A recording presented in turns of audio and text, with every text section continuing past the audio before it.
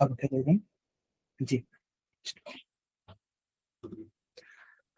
ওকে, আমরা শুরু করতেছি। সবাইকে ওয়েলকাম 360 পাঠশালা কর্তৃক আয়োজিত তিন দিনের ফ্রি মাস্টার ক্লাসে। আজকে প্রথম ক্লাসে আমরা mainly playwright automation with TypeScript এর ফাউন্ডেশনাল বিষয়গুলো নিয়ে ডিসকাস করব, এবং নেক্সট পরবর্তী দুইটা ক্লাসে আমাদের যে প্ল্যান অনুসারে আউটলাইন ছিল সেই হিসাবে AI powered automation and CI CD automation এইসব টপিক গুলো নিয়ে ডিসকাশন করা হবে। ওকে, আজকের ক্লাস আমরা তাহলে শুরু করি।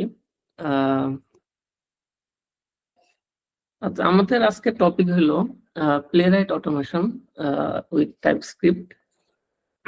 আচ্ছা, প্রথমে হলো অটোমেশনের তো মেইনলি অনেক টুলস আছে মার্কেটে কারেন্টলি, বেশ কিছু পপুলার ফ্রেমওয়ার্ক আছে। আচ্ছা, এর মধ্যে আমরা কেন প্লেরাইট এই ফ্রেমওয়ার্কটাকে প্রেফার করতেছি? এর কারণ হলো প্লেরাইট মেইনলি বর্তমানে যত অটোমেশন টুলস আছে, যেমন সেলেনিয়াম, সাইপ্রেস অথবা আরো বেশ কিছু টুলস আছে যেগুলো মেইনলি পপুলার, বিভিন্ন কোম্পানি ইউজ করে থাকে প্রফেশনাল লেভেলে। এর ভিতরে প্লেরাইটটা মেইনলি বেশ কিছু মডার্ন ফিচার প্রোভাইড করে, যেটা মেইনলি অন্যান্য টুলস থেকে বেটার। আমরা যদি এখানে একটু দেখি, যেমন প্লেরাইট কি কি ফিচার প্রোভাইড করে যেটা অন্যান্য অটোমেশন টুলস থেকে বেটার সাপোর্ট দেয়। যেমন প্রথমে আমরা সেলেনিয়াম এবং সাইপ্রেসের সাথে যদি কম্পেয়ার করি, কারণ এই দুটো মেইনলি প্লেরাইটের মতোই টপ পপুলার অটোমেশন টুলস।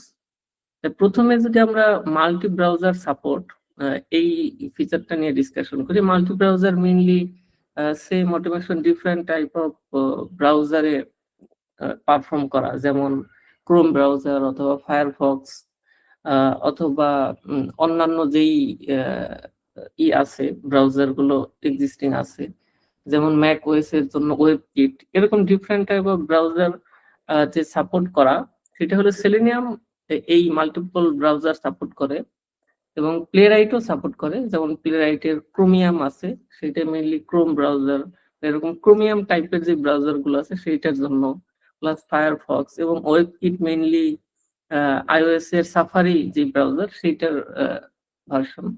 তার মানে প্লেরাইটে এই মাল্টি ব্রাউজার সাপোর্টটা প্রপারলি প্রোভাইড করে, কিন্তু সাইপ্রেসে অনলি ক্রোমিয়ামটা অ্যাভেলেবেল, সেটা হলো ফ্রি টায়ারের জন্য। যার কারণে এই জায়গায় কিন্তু প্লেরাইট বেটার ফিচার প্রোভাইড করতেছে। সিমিলার ভাবে অটো ওয়েটিং এর যে বিষয়টা, কারণ হইলো অটোমেশনের জন্য সাধারণত ওয়েটিং একটা ইম্পর্টেন্ট বিষয়। কারণ যখন কোন একটা ওয়েব অ্যাপ্লিকেশনে একটা টেস্ট কেস পারফর্ম করা হয়, তখন কিন্তু প্রপার ওই এলিমেন্ট গুলো বা প্রপার সব এলিমেন্ট গুলো লোড করার জন্য ওয়েট করতে হয়। ওয়েট না করলে এই ক্ষেত্রে দেখা যায় যে টেস্ট আনস্টেবল হইতে পারে অথবা ফেল যাওয়ার পসিবিলিটি থাকে। এই ওয়েটিং মেকানিজমে এই ক্ষেত্রে সেলেনিয়াম মেইনলি বিল্ট ইন ভাবে এরকম ওয়েটিং সাপোর্ট করে না, কিন্তু সেলেনিয়ামের মাধ্যমেও এই ওয়েটিং বিষয়টা করা যায়। সেই ক্ষেত্রে ম্যানুয়াল ওয়েট অ্যাড করতে হয়, যেমন ইমপ্লিসিট ওয়েট, এক্সপ্লিসিট ওয়েট, এরকম ডিফারেন্ট টাইপ অফ ওয়েট আছে যেটা মেইনলি সেলেনিয়ামে ম্যানুয়ালি হ্যান্ডেল করতে হয়। এবং সাইপ্রেসে ওয়েটিং বিষয়টা আছে, এবং এর থেকে বেটার মেইনলি প্লেরাইটে এই যত ধরনের ওয়েটিং বিষয় আছে সবগুলো বিল্ট ইন ভাবে স্মার্ট ওয়েটিং ফিচার প্রোভাইড করে প্লেরাইট। মানে আরো বেটার ভাবে এই ওয়েটিং বিষয়টাকে বিল্ট ইন ভাবে প্লেরাইট হ্যান্ডেল করে। একইভাবে মাল্টিপল ট্যাব অর উইন্ডোজ, কারণ এই বিষয়টা অনেক সময় অনেক টেস্ট পারফর্ম করার জন্য দরকার হয়, সেটাও মেইনলি সেলেনিয়ামে লিমিটেড এবং সাইপ্রেসে প্রোভাইড করা হয় না, কিন্তু প্লেরাইটে ফুল সাপোর্ট দেওয়া হয়। একইভাবে মোবাইল ইমুলেশন, সেটাও সাইপ্রেস সেলেনিয়ামে লিমিটেড, এবং মোবাইল অটোমেশনের জন্য এপিএম ইউজ করা হয়, যেটা মেইনলি সেলেনিয়ামের সিমিলার টাইপের। কিন্তু এই ক্ষেত্রে প্লেরাইট নেটিভ সাপোর্ট প্রোভাইড করে মোবাইল ইমুলেশনের জন্য।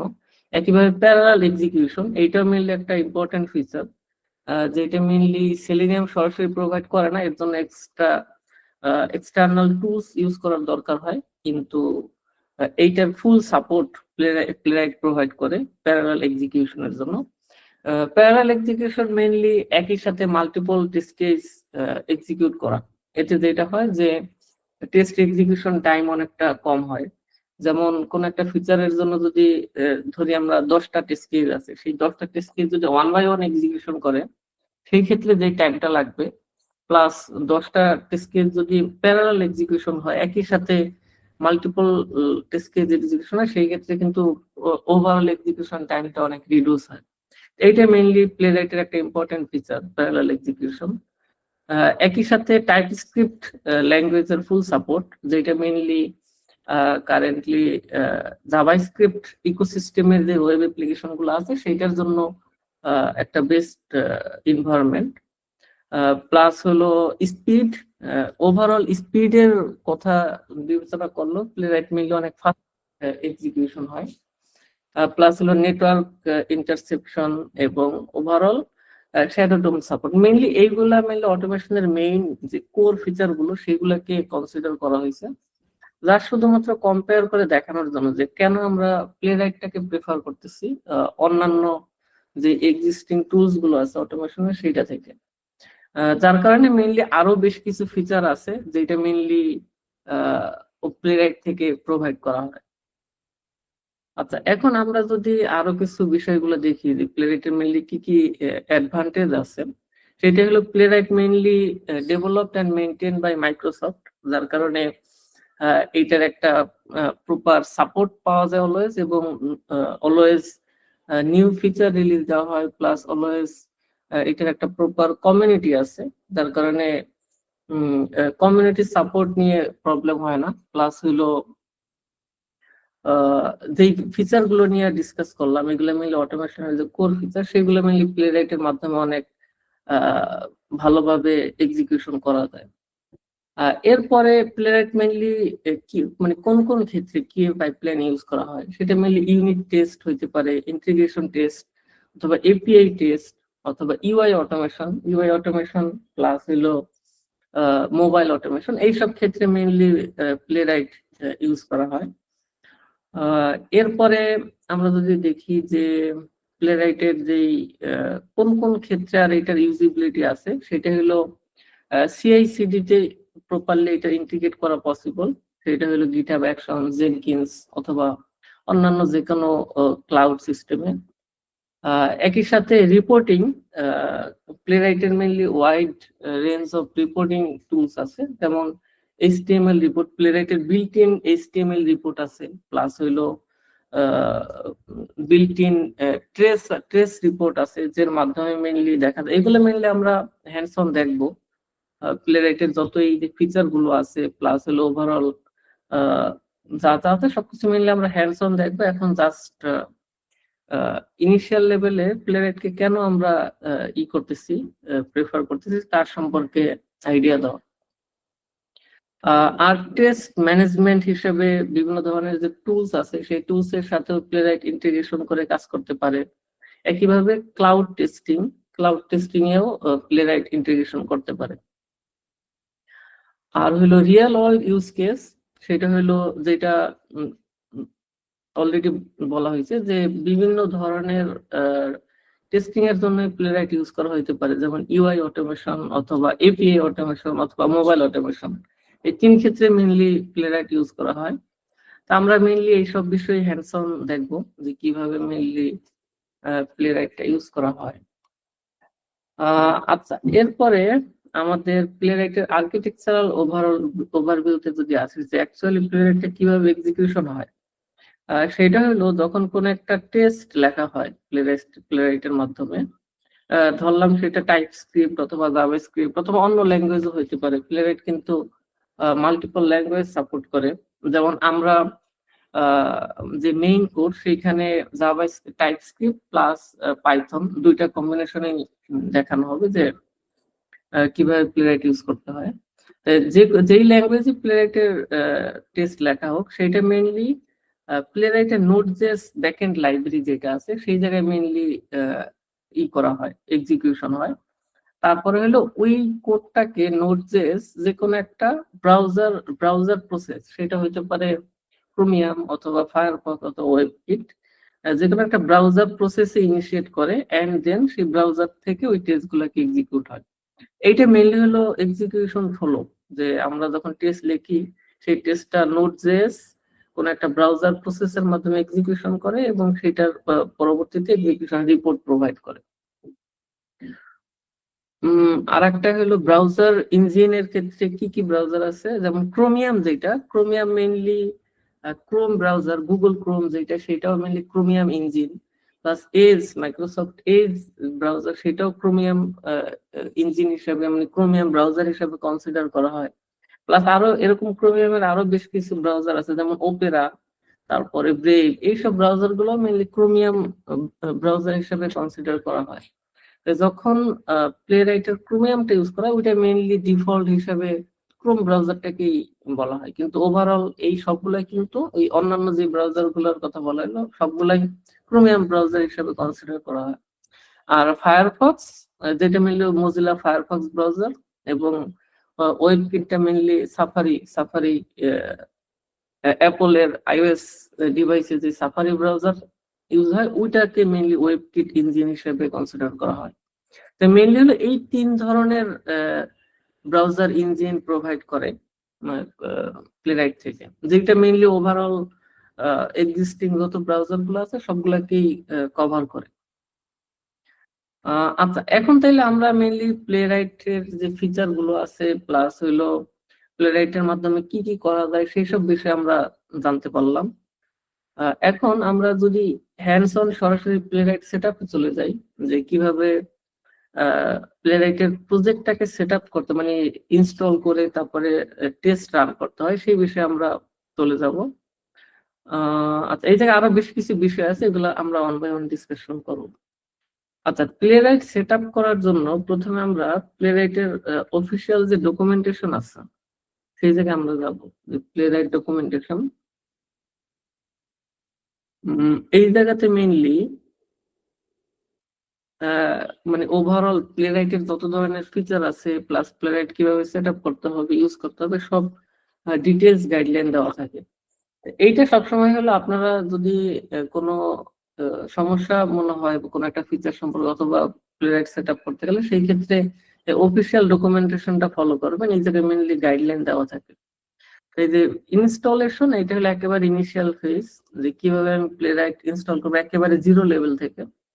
ইনস্টল করার জন্য এখানে একটা কমান্ড আছে, তবে এই কমান্ড রান করার আগে প্রিরিকুইজিট হলো যে এই সিস্টেমে লোকাল সিস্টেমে অবশ্যই নোড.জেএস ইনস্টল থাকতে হবে, কারণ যেহেতু এই জায়গায় আর্কিটেকচারাল ওভারভিউতে আমরা দেখছিলাম যে কিভাবে প্লেরাইট এক্সিকিউশন হয়, এটা মেইনলি নোড.জেএস এই প্লেরাইটটাকে এক্সিকিউশন করে, যার কারণে নোড.জেএসটা ইনস্টল থাকতে হবে। আচ্ছা, নোড.জেএসটা ইনস্টল থাকলে তাইলে আমরা একটা মানে ভিএস কোডে নতুন একটা প্রজেক্ট ফোল্ডার ওপেন করি। এই যে এই জায়গায় একটা নতুন এমটি একটা প্রজেক্ট ফোল্ডার আছে, এই জায়গায় মেইনলি কোনো কোড এখনো নাই। সেই ক্ষেত্রে আমরা যেটা করব, প্লেরাইটটাকে ইনস্টল করব। এইখানে ইনস্টল করার জন্য প্রথমে টার্মিনাল ওপেন করব, তারপরে যে কমান্ডটা আছে এই যে npm init playwright @latest, এই লেটেস্ট দ্বারা বোঝায় প্লেরাইটের যে লেটেস্ট ভার্সনটা আছে ওইটা ইনস্টল হবে। তা আমরা এই কমান্ডটা রান করি প্রথমে। আচ্ছা আচ্ছা, এইখানে মেইনলি বেশ কিছু step one by one follow করলে ইনস্টল হয়ে যাবে। প্রথমে এই জায়গায় ওকে টু প্রসিড, তার মানে এই জায়গায় ওয়াই যে ইন্টার দিলে ইনস্টলেশন কন্টিনিউ হবে।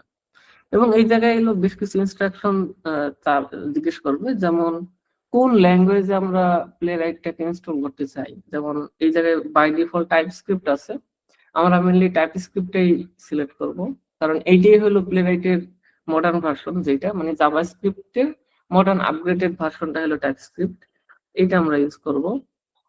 প্লাস সেকেন্ড আরেকটা স্টেপ, সেটা হলো where to put your end to end test, মানে যে টেস্ট ফোল্ডার সেটা কোথায় থাকবে। এটা বাই ডিফল্ট হলো যে টেস্ট নামে একটা ফোল্ডার থাকে, সেই ফোল্ডারের ভিতরে মেইনলি ইনটুইন টেস্ট গুলো মানে টেস্টের স্ক্রিপ্ট গুলো লেখা হবে।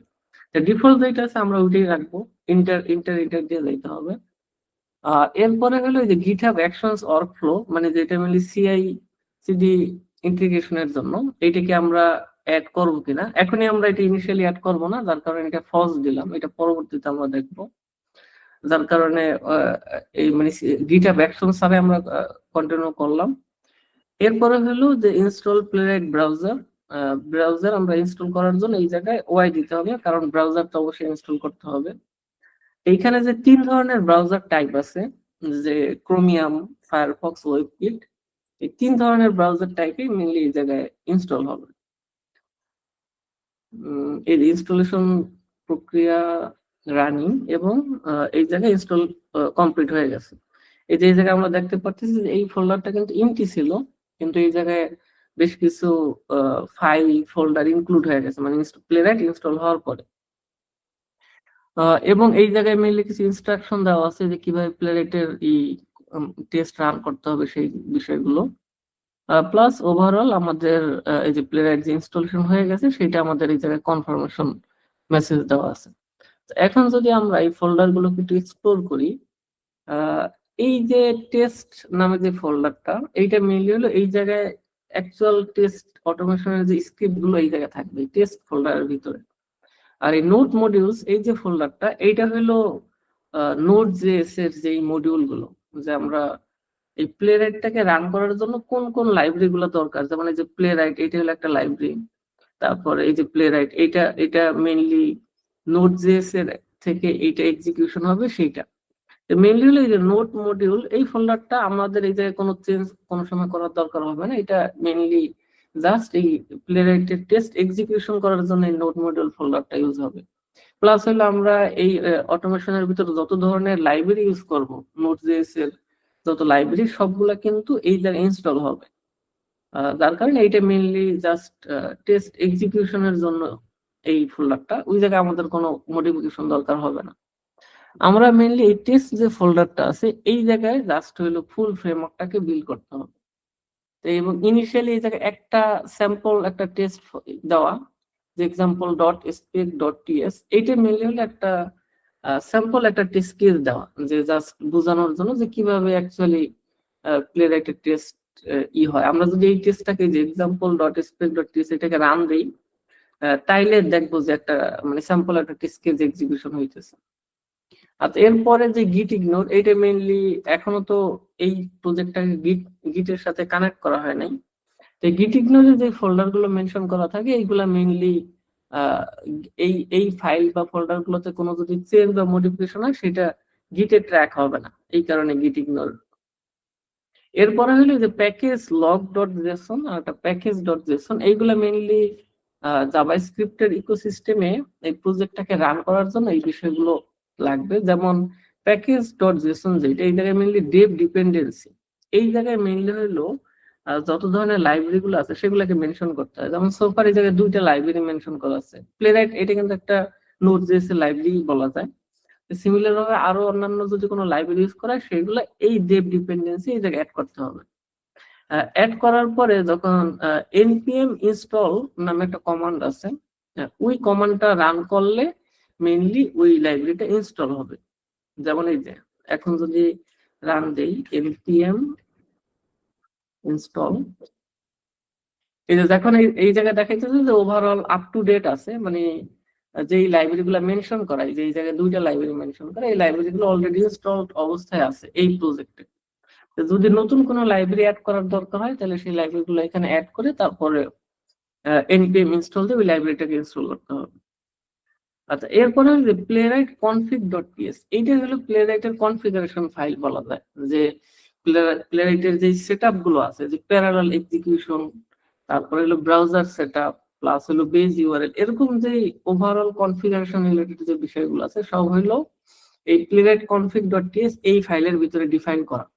এবং এটা ইনস্টল করার পর এই যে বাই ডিফল্ট এই জায়গায় বেশ কিছু ইনিশিয়াল সেটআপ আছে, যেমন এই যে ফুললি প্যারালাল, তারপরে হলো এই জায়গায় রিট্রাইস, যে কোনো একটা টেস্ট যদি ফেল যায় সেটা কি রিট্রাই করবে কিনা, কতবার রিট্রাই করবে, তারপর রিপোর্টার, প্লাস হলো এই যে এই জায়গায় যে প্রজেক্টের ভিতরে মেইনলি ব্রাউজার গুলা ইনিশিয়াল করা হয়, যেমন এই জায়গায় 3টা ব্রাউজার সেট করা, এই যে ক্রোমিয়াম, তারপরে ফায়ারফক্স এবং ওয়েবকিট। এখন যদি আমি টেস্ট কেস রান দেই, যেমন কারেন্টলি যে স্যাম্পল টেস্ট কেসটা আছে এটাতে যদি রান দেই, তাহলে দেখতে পারবো যে টেস্টটা 3বার এক্সিকিউট হবে। কারণ যেহেতু এই যে config.ts এর ভিতরে টিএস এর যে প্রজেক্ট নামে যে অ্যারে লিস্টটা আছে, ওই জায়গাতে যতগুলো ব্রাউজারকে মেনশন করা থাকবে ততবার ওই টেস্টটা এক্সিকিউট হবে। এবং কিভাবে টেস্ট রান করে সেইটা দেখার জন্য আমরা ডকুমেন্টেশনে চলে আসি। এই যে রানিং টেস্ট রান করার জন্য এইটা হলো কমান্ড, যে npx playwright তারপর হলো টেস্ট।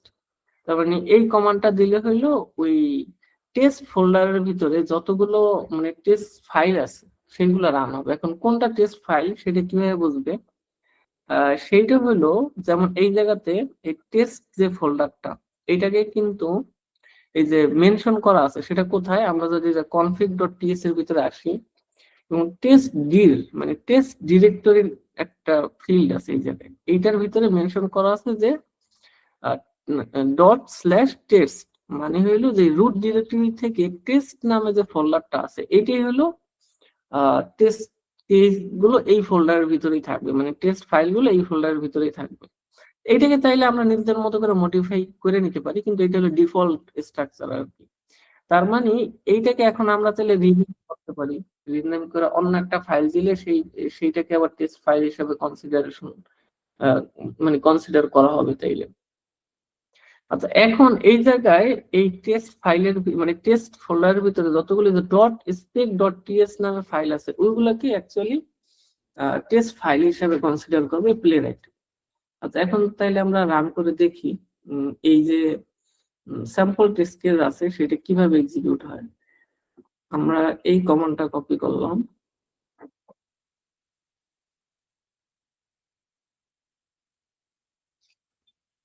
আচ্ছা এরপরে আমরা যদি এক্সিকিউট করি,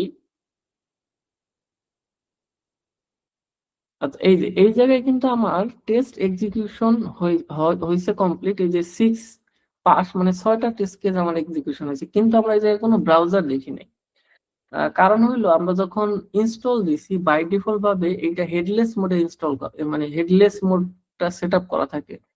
যেমন এই যে playwright config.ts এ যদি আসি, এই জায়গাতে আমরা এই যে ব্রাউজার গুলো সেট করা হয়েছে, যেমন এই জায়গায় যদি আমরা দেখি যে ক্রোমিয়াম, এই জায়গায় টোটাল 6টা কেন সেইটার ক্লারিফিকেশনটা আগে আমরা জানি। সেটা হলো টোটাল এই জায়গায় টেস্ট আছে কয়টা, যেমন প্রতিটা spec.ts এটা তো একটা টেস্ট ফাইল। এখন একটা টেস্ট ফাইলের ভিতরে মাল্টিপল টেস্ট কেস থাকতে পারে, যেমন এইটাকে এমন আমরা ধরে নিতে পারি, ধরলাম এটা লগইন টেস্টের জন্য, মানে লগইন ফিচারের জন্য যত টেস্ট কেস আছে সব এই জায়গায় থাকবে। তার মানে কি লগইন হলো একটা ফিচার, তো এখন ওই ফিচারের জন্য ধরলাম আমার 10টা টেস্ট কেস আছে।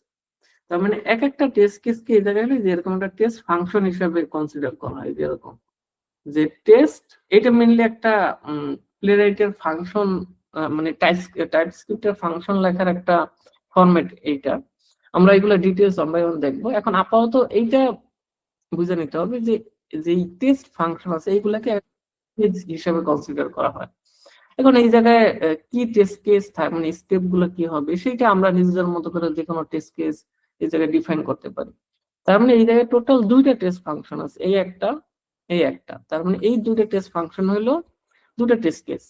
তার মানে আমার টোটাল টেস্ট কেস হলো 2টা, কিন্তু আমার ব্রাউজার কয়টা? এই জায়গায় ব্রাউজার হলো 3টা। তার মানে আমার এই ক্রোম ব্রাউজারে ওই 2টা টেস্ট কেস এক্সিকিউট হয়েছে, ফায়ারফক্স ব্রাউজারে ওই 2টা টেস্ট কেস এক্সিকিউট হয়েছে। সিমিলার ভাবে ওয়েবকিট যে ব্রাউজার সেই জায়গাতেও এক্সিকিউট হয়েছে। তার মানে আমাদের ওই 2টা টেস্ট কেসই 6টা হয়ে গেছে। এবং যেহেতু এটা এই জায়গায় বাই ডিফল্ট এটা হেডলেস মোডে থাকে, হেডলেস মানে ব্যাক এন্ড এক্সিকিউশন হয়, ওইটা আমরা ভিজুয়ালি কোনো ব্রাউজার যে ওপেন হয় টেস্ট কেসগুলো এক্সিকিউট হয় ওইটা দেখা যায় না।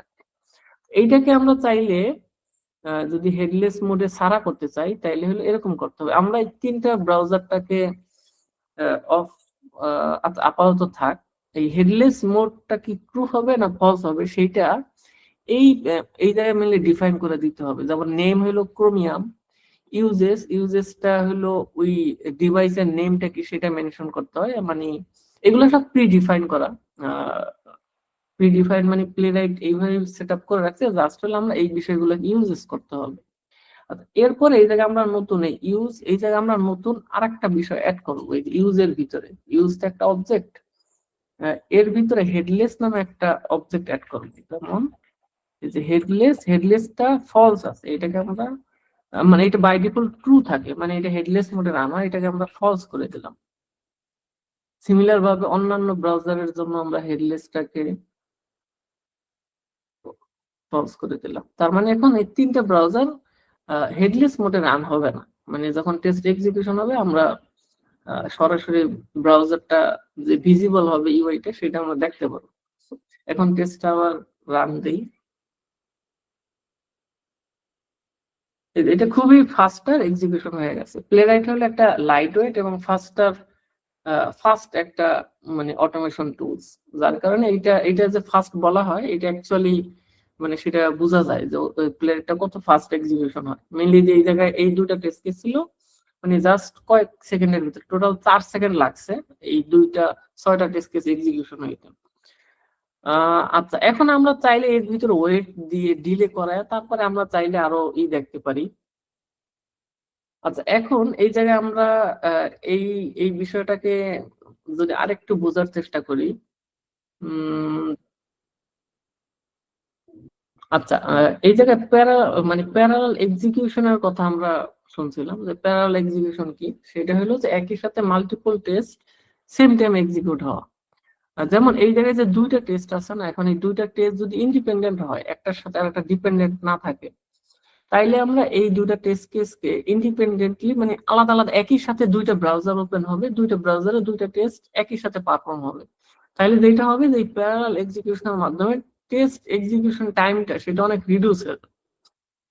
আচ্ছা, এখন যদি আমরা এই জায়গায় ব্রাউজার ধরলাম, এই বাকি দুটো ব্রাউজার আমাদের দরকার নেই, মেইনলি ক্রোম ব্রাউজারই আমরা টেস্ট পারফর্ম করব। তাইলে আমাদের যেটা হবে এই যে দুইটা টেস্ট কেস, এখন যেহেতু প্যারালাল এক্সিকিউশন বাই ডিফল্ট ভাবে ট্রু করে, যে যেমন এই যে ফুললি প্যারালাল এটা ট্রু করা, এই ফুললি প্যারালাল এইটা দ্বারা এইটা বোঝায় যে আমার প্রতিটা টেস্ট কেসের জন্য একটা করে ব্রাউজার ওপেন হবে এবং ওই টেস্ট কেসটা ইন্ডিপেন্ডেন্টলি এক্সিকিউশন হবে। যেমন এখন যদি আমরা এই টেস্টটাকে রান দেই, তাহলে দেখবো যে আমাদের দুইটা ব্রাউজার ওপেন হবে। এই যে আমাদের এই জায়গায় দুইটা, এই টাস্ক ম্যানেজার টাস্ক বারের দিকে যদি খেয়াল রাখা হয়, তাহলে আমরা দেখতে পাবো যে দুইটা ব্রাউজার ওপেন হয়, দুইটা ব্রাউজার মানে দুইটা ব্রাউজারে দুইটা টেস্ট কেস, এই দুইটা টেস্ট কেস এক্সিকিউট হয়, এবং এটার কিন্তু টোটাল এক্সিকিউশন টাইম আরো কমে গেছে এই যে 2 সেকেন্ড। কারণ হলো যে বাকি ব্রাউজার গুলোতে আমরা বাদ দিয়েছি। আচ্ছা, এখন যেহেতু আমরা ফুললি প্যারালাল ট্রু করা, এই কারণে কিন্তু এই প্রতিটা টেস্ট কেসের জন্য একটা করে ব্রাউজার ওপেন হয়েছে। এখন রিকোয়ারমেন্ট অনেক সময় এমন থাকে যে আমাদের একটা টেস্ট কেসের সাথে আরেকটা টেস্ট কেস ডিপেন্ডেন্ট থাকে, মানে একটা ফ্লোতে টেস্ট কেস পারফর্ম করা হয়। তো সেই ক্ষেত্রে যেমন ধরলাম আমি প্রথম টেস্ট কেসে লগ ইন করলাম, এখন ওই সেম লগ ইন সেশন দিয়ে আমি সেকেন্ড আরেকটা টেস্ট কেসে অন্য একটা ফিচার বা আরেকটা ফ্লো টেস্ট করবো। এখন দুইটা যদি ডিফারেন্ট ব্রাউজার হয়, তাহলে একটা ব্রাউজারে যে আমি লগ ইন করলাম সেই সেশনটা তো আমার আরেকটা ব্রাউজারে থাকবে না। তো যার কারণে এরকম অনেক সময় যদি ডিপেন্ডেন্সি থাকে যে টেস্ট গুলো ইন্ডিপেন্ডেন্ট না, তাইলে এই ফুললি প্যারালালটা ফলস রাখতে হবে। এই ফুললি প্যারালালটাকে যদি আমরা ফলস করে দেই, তাইলে দেখবো যে দুইটা ব্রাউজার ওপেন হবে না, একটা ব্রাউজার মানে 1 বাই 1 এক্সিকিউশন হবে। প্রথম টেস্টটা এক্সিকিউট হবে, তারপরে সেকেন্ড টেস্টটা এক্সিকিউট হবে, কিন্তু এটা সব একটা ব্রাউজার দিয়ে হবে। যেমন আমরা যদি এখন দেখি, এই যে একটা ব্রাউজার দিয়ে কিন্তু আমার এই দুইটা টেস্ট কেস পারফর্ম করছে, যেমন এই জায়গায় কিন্তু দুইটা ব্রাউজার প্যারালাল ছিল না। আচ্ছা, এইটা হলো যে ফুললি প্যারালাল, এবং এই যে কি বলে অবজেক্ট গুলো, এগুলো কিন্তু সব প্লেরাইটে ডিফাইন করে, এগুলো আমরা জাস্ট শুধুমাত্র এই কনফিগারেশন ফাইল থেকে এগুলো মডিফাই করে নিজেদের মতো করে ফ্রেমওয়ার্কটাকে সেট আপ করবো।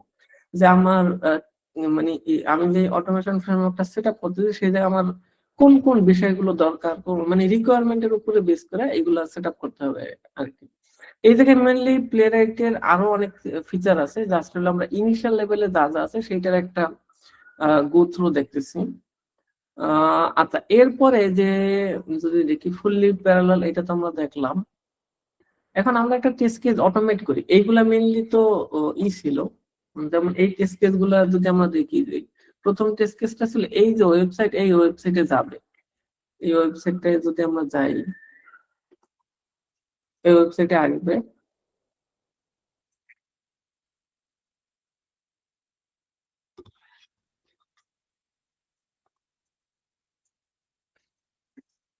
এই ওয়েবসাইটে আসলো, আসার পরে এই টেস্ট কেসটা, তারপর হলো যে টাইটেল, এই যে এই জায়গায় টাইটেলটাকে ভেরিফাই করা হয়েছে।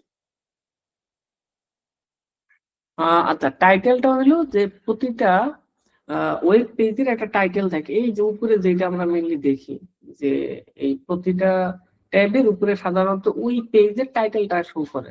এই টাইটেলের মাধ্যমে অনেক সময় ভেরিফাই করা হয় যে কোন পেজে এক্স্যাক্টলি আছে। এই জায়গায় যেটা করা হয়েছে যে আপনার এই যে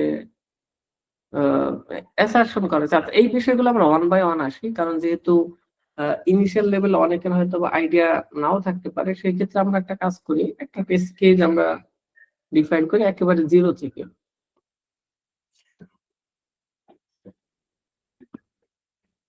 আচ্ছা, এখন এই জায়গায় এই যে টেস্ট, এই টেস্টটা মেইনলি এটা হলো একটা ফাংশন, টাইপস্ক্রিপ্টের ফাংশন, যেটা দ্বারা বোঝায় যে এটা আমার একটা টেস্ট কেস।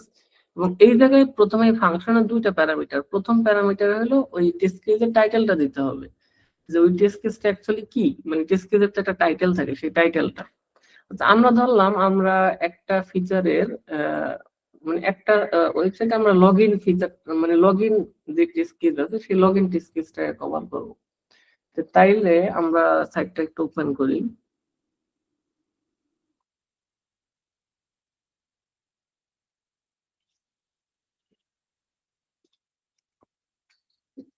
আচ্ছা, যেমন ধরলাম এটা একটা টেস্ট সাইট, এই জায়গায় আমরা যে ইউজার নেম দিব, পাসওয়ার্ড দিব, দেন লগ ইন করবো। তার মানে প্রথমে আমাদের যেটা করতে হবে, এই সাইটে নেভিগেট করতে হবে। প্লে রাইটে এই নেভিগেট করার জন্য কি ইউজ করা হয়, সেটা হলো গো টু। আচ্ছা, আমরা একেবারে জিরো থেকে আসি।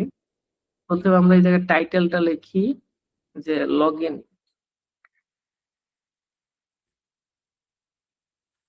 With valid credentials. আচ্ছা, এখন প্রথমে এই জায়গায় এই ওই কোন একটা ইউআরএল নেভিগেট করা, তো কোন একটা ইউআরএল নেভিগেট করতে হলে কি হবে, যে আমার প্লে রাইটের এই স্টেপটা কিভাবে পারফর্ম করতে হয়, সেটা হলো যে যেই ব্রাউজারটা ওপেন হয়, এই যে ধরলাম আমার তো প্রতিটা মানে স্টেপ পারফর্ম করার জন্য তো ব্রাউজারের সাথেই তো মেইনলি প্রথমে ওয়েবসাইটে লোড করতে হবে, তারপরে ওই এলিমেন্ট গুলোর সাথে ইন্টারাকশন করতে হবে। তো যেই টেস্ট, যে মানে ওয়েবসাইট মানে ব্রাউজারটা ওপেন হয়, ওইটা মেইনলি প্লে রাইটের এই পেজ, এই যে জায়গায় যে বিল্ট ইন ভাবে প্রোভাইড করা হয় পেজ, এই পেজটা মেইনলি ওই ব্রাউজারটাকে, ব্রাউজারের একটা অবজেক্ট, মানে এই পেজের মাধ্যমে ব্রাউজারের সাথে ইন্টারঅ্যাক্ট করা যাবে। আমরা যদি এইখানে প্রথমে লিখি যে অ্যাওয়েট, তারপরে ওই পেজ, এই পেজটা মানে হলো ওই ব্রাউজারটা, ডট এই পেজ ডট যদি দেই, তাহলে আমরা দেখতে পারবো যে এই পেজের সাথে ইন্টারঅ্যাক্ট করার জন্য আমার কি কি এই যে বিল্ট ইন ফাংশন আছে, যেগুলো মেইনলি প্লে রাইট থেকে আসছে। যেমন আমরা এই জায়গায় যদি দেখি যে এই যে ক্লিক করা, তারপরে হলো এই জায়গায় মেইনলি অটোমেশন পারফর্ম করার জন্য যে ইউজার অ্যাকশন গুলো আছে, সাধারণত কি কি অ্যাকশন হয়, যেমন আমরা কোন একটা ওয়েবসাইটে আসলাম, প্রথমে লোড করলাম, এরপরে আমি কোন একটা ইনপুট এলিমেন্টে হয়তো আমি ডেটা সেন্ড করব, এই যে এইটা হলো একটা ইন্টারাকশন। তার মানে এই ডেটা সেন্ড করার জন্য ফিল নামে একটা ফাংশন আছে প্লে রাইটের, সেটার মাধ্যমে কোন একটা ইনপুট ফিল্ডে ডেটা সেন্ড করা হয়। আবার ক্লিক করা, মানে অনেক এলিমেন্টের সাথে, যেমন এই যে লগ ইন বাটন, আমি ক্লিক করবো, এখন এই ইন্টারাকশনের জন্য হলো প্লে রাইটের ক্লিক নামে যে ফাংশনটা আছে সেটাকে ইউজ করতে হবে। তো এই বিষয়গুলোকে হলো আমরা ওয়ান বাই ওয়ান দেখবো যে কিভাবে এই অটোমেশনের যে স্টেপ গুলো আছে সেগুলা মানে প্লে রাইটের মডিউল গুলোর মাধ্যমে করা হয়। প্রথম হলো পেজ ডট গো টু, এই গো টু যে বিল্ট ইন ফাংশন, এইটার মাধ্যমে হলো কোন একটা ইউআরএল এ নেভিগেট করে। আমি এই গো টু এর ভিতরে আমি যে ইটা লিখে দিব, মানে ইউআরএলটা দিব, প্লে রাইট যেটা করবে এই ইউআরএল এ নেভিগেট করবে। এই গো টু হলে এটা প্লে রাইটের একটা বিল্ট ইন ফাংশন। আচ্ছা, আমরা প্রথমে ইউআরএল এ নেভিগেট করলাম, তো নেভিগেট করার পরে এখন আমাদের কি হবে, এই পেজটা, এই পেজে নেভিগেট করলো, নেভিগেট করার পর আমার যে ইউজার নেম দিতে হবে, পাসওয়ার্ড দিতে হবে, লগ ইন বাটনে ক্লিক করতে হবে, তিনটা ইন্টারাকশন। তার মানে তিনটা ইন্টারাকশন আমার এখন এই জায়গায় ওই ইন্টারাকশন গুলো স্টেপ এই জায়গায় লিখতে হবে। আচ্ছা, এখন এই জায়গায় একটা বিষয় যে এই অ্যাওয়েট বিষয়টা কি? অ্যাওয়েট হইলো সাধারণত অ্যাসিনক্রোনাস যে বিষয় আছে, সাধারণত এই টাইপস্ক্রিপ্ট অ্যাসিনক্রোনাস মোডে রান হয়। অ্যাসিনক্রোনাস মানে হইলো যে কোনো একটা অপারেশন যদি পারফর্ম হয় ওইটা কমপ্লিট না হওয়া পর্যন্ত ওয়েট করা। যেমন আমি যে নেভিগেট করলাম, যেমন আমি এই গোটু কি করবে, ইউআরএল নেভিগেট করবে। এখন যখন এই ইউআরএল আসবে ও তো সাথে সাথে ইউআরএলটা লোড হবে না, ওইটা লোড হওয়ার জন্য তো কিছুটা টাইম লাগবে। আবার একইভাবে যখন ক্লিক করা বা এই প্রতিটা যে ইন্টারাকশন করা, এই ইন্টারাকশন গুলা কমপ্লিট হওয়ার জন্য সাধারণত টাইম লাগে কিছুটা, যে এটা কোন সময় কমপ্লিট হবে, কমপ্লিট না হওয়া পর্যন্ত ওয়েট করা।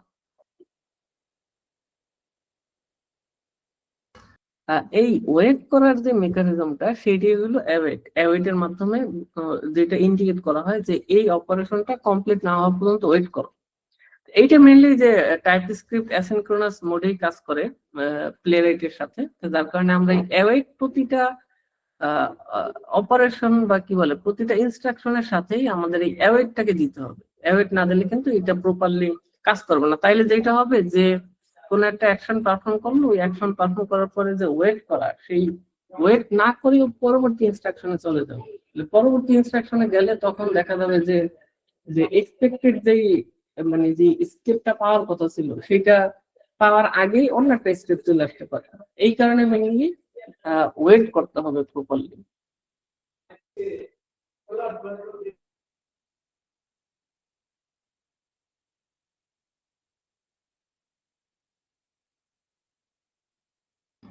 আচ্ছা, এখন হলো আমরা প্রথমে নেভিগেট করলাম এই ইউআরএল এ, সেকেন্ড হলো আমাদের ইউজার নেম দিতে হবে, পাসওয়ার্ড দিতে হবে। তার মানে এই যে প্রতিটা এলিমেন্ট আছে এই এলিমেন্টের সাথে আমার ইন্টারাকশন করতে হবে। তাহলে কি করতে হবে, এলিমেন্ট গুলার লোকেটর নিতে হবে। তাহলে লোকেটর আমরা কিভাবে নিতে পারি? লোকেটর নেওয়ার জন্য মেইনলি এক্সপাথ অথবা সিএসএস সিলেক্টেড যে কোনো একটা ভ্যালিড লোকেটর নিলেই হবে ওই এলিমেন্ট।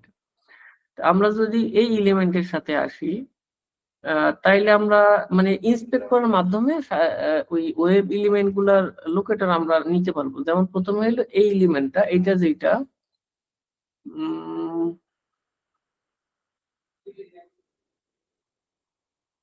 আচ্ছা আমরা একটু ইন্সপেক্ট করে দেখি কোনটা ইনপুট আছে। এই যে ইনপুট লোকেটরটা, এইটা মেনলি ইউজার নেমের জন্য। এরপর পরবর্তীতে আরেকটা যে ইনপুট আছে, মানে প্রতিটা ইনপুট ফিল্ড, সাধারণত কোন ইনপুট ফিল্ড এইচটিএমএল সম্পর্কে যদি আপনাদের আইডিয়া থাকে, মেইনলি যে টেক্সট ফিল্ড গুলো অথবা বাটন, এগুলো এইচটিএমএল এর বিভিন্ন ধরনের ইনপুট ফিল্ড হয়। যেমন আমরা এই যে এটাকে যদি দেখতে পারি ইউজার নেম, এইটার টাইপ হলো টেক্সট, এই যে এটা টাইপ হলো টেক্সট, এটার বেশ কিছু অ্যাট্রিবিউট আছে। এখন আমরা যদি এই এলিমেন্টের লোকেটর নিতে চাই তাহলে কি কি করতে হবে? এখন লোকেটর নেওয়ার বেশ কিছু ফর্মুলা আছে, যেমন আপনি এক্সপাথের মাধ্যমে নিতে পারেন অথবা সিএসএস সিলেক্টরের মাধ্যমে নেওয়া যায়। তো আমরা মানে এক্সপাথ সিএসএস সিলেক্টরের যে কমন ফর্মুলা সেটা যদি ফলো করি, যেমন এক্সপাথের যে কমন ফর্মুলা সেটা হলো ডাবল স্ল্যাশ তারপর হলো ট্যাগ নেম দিতে হবে। এখন আমার এই যে ইউজার নেম, এই ইনপুটের ট্যাগ নেমটাই হলো ইনপুট, মানে ইনপুট হলো একটা এইচটিএমএল এর ট্যাগ। যেমন ডিভ একটা ট্যাগ, তারপর হলো ফর্ম, এটা হলো এইচটিএমএল এর একটা ট্যাগ। তার মানে আমি যে এলিমেন্টের লোকেটর চাই ওই এলিমেন্টের ট্যাগ নেম দিতে হবে, ট্যাগ নেম হলো ইনপুট। তার মানে আমার ইনপুট ট্যাগ আছে টোটাল কয়টা, স্ল্যাশ স্ল্যাশ ইনপুট দেওয়ার পর আমি এই জায়গায় দেখতে পাচ্ছি যে টোটাল আমার 3টা আছে ইনপুট। এখন হলো এর ভিতরে কোন একটা মানে মানে পরবর্তী মানে ফর্মুলার যে পরবর্তী পার্ট, এটা হলো এই যে এই ব্র্যাকেট, বক্স ব্র্যাকেট, এর ভিতরে অ্যাট দিয়ে অ্যাট্রিবিউট ইকুয়াল ভ্যালু। এখন এই যে ইনপুটটা আছে, ইনপুটের অনেকগুলো অ্যাট্রিবিউট আছে, যেমন এই যে ক্লাস, এটা একটা প্লেস হোল্ডার একটা অ্যাট্রিবিউট, মানে এই যে নীল কালারের যতগুলো আছে সবগুলো হলো একটা অ্যাট্রিবিউট। তারপরে যে কোটেশন মার্কের ভিতরে যে ভ্যালুটা আছে, যেমন এই যে ডেটা টেস্ট ইউজার নেম হলো ওই অ্যাট্রিবিউটের ভ্যালু। তারপর আইডি হলো একটা অ্যাট্রিবিউট, ইউজার হাইফেন নেম এইটা হলো অ্যাট্রিবিউটের ভ্যালু। তার মানে আমরা যে কোনো একটা অ্যাট্রিবিউটকে দিয়েই মানে অ্যাট্রিবিউটিক্যাল ভ্যালু এই কম্বিনেশন দিয়ে আমরা ওই এলিমেন্টের লোকেটরটা নিতে পারি। তাহলে আমরা আইডিটাকে নেই, কারণ হলো আইডি হলো প্রতিটা মানে এলিমেন্টের জন্য ইউনিকলি রিপ্রেজেন্ট করে আইডির মাধ্যমে, তাহলে আমরা আইডি নিলাম। এখন আমরা যেই লোকেটরটা নিলাম স্ল্যাশ স্ল্যাশ ইনপুট তারপর @id ইকুয়াল আইডির যে ভ্যালুটা, তার মানে এইটা হলো এক্সপাথের একেবারে একটা মানে গ্লোবাল বা কমন ফর্মুলা। এক্সপাথের মিললে অনেক ফর্মুলা আছে, এগুলা যখন আমরা পরবর্তীতে মানে ফুল অটোমেশনের কোর্সটা দেখবো তখন একটা মানে ফুল ফর্মুলা তখন দেখা দেওয়া হবে। এখন আমরা জাস্ট মানে ইনিশিয়াল গ্লোবালটা দেখি। আচ্ছা, এইটা হলো এক্সপাথ। এখন যদি আমরা সিএসএস সিলেক্টর এই সেম এলিমেন্টের জন্য সিএসএস সিলেক্টর ফর্মুলা দেখি, সেটা হলো সেমই জিনিস, যা শুধুমাত্র @একটা সরাই দিতে হবে আর স্ল্যাশ স্ল্যাশ সরাই দিতে হবে। তাইলে যেটা হবে এটা হলো সিএসএস সিলেক্টর একটা ফর্মুলা, যে ট্যাগ নেম তারপরে অ্যাট্রিবিউট ইকুয়াল ভ্যালু। সিমিলার ভাবে সিএসএস সিলেক্টর আরো বেশ কিছু ফর্মুলা আছে, এটা হলো মিলে একটা গ্লোবাল তবে মানে প্রেফারেবল যেটা সেটা হলো যে সিএসএস সিলেক্টর নেওয়া মানে অটোমেশনের ক্ষেত্রে, কারণ এইটা এক্সপাথের থেকে আরো ফাস্টার এবং মোর অপটিমাইজ আর কি। তা আমরা এই সিএসএস সিলেক্টরটা নিব। তার মানে এইটা হলো কি ইউজার নেমের এটা। তাহলে আমরা এখন যেটা করব, ইউজার নেমের আমরা এটা পাই গেছি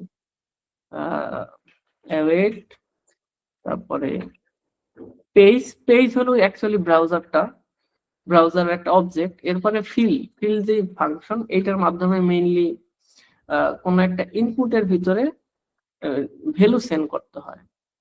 এরপরে হলে আমি কি করব, ইউজার নেম আমার হবে এই জায়গা থেকে একটা ইউজার নেম স্ট্যান্ডার্ড ইউজার, এইটা মেইনলি আমরা ইউজার নেম হিসেবে পাঠাবো। আর পাসওয়ার্ড হিসেবে যে জায়গায় মেইনলি দেওয়া আছে এটা যেটা একটা টেস্ট সাইট, তার মানে আমরা ইউজার নেমটা এটা সেন্ড করলাম। এখন আমরা মানে পাসওয়ার্ডটা সেন্ড করব। সিমিলার ভাবে পাসওয়ার্ডের আমরা লোকেটরটা নেই।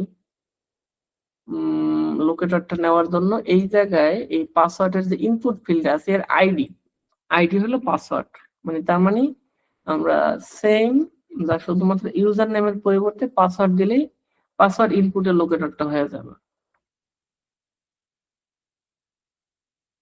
আচ্ছা, পাসওয়ার্ড এখন আমরা তাইলে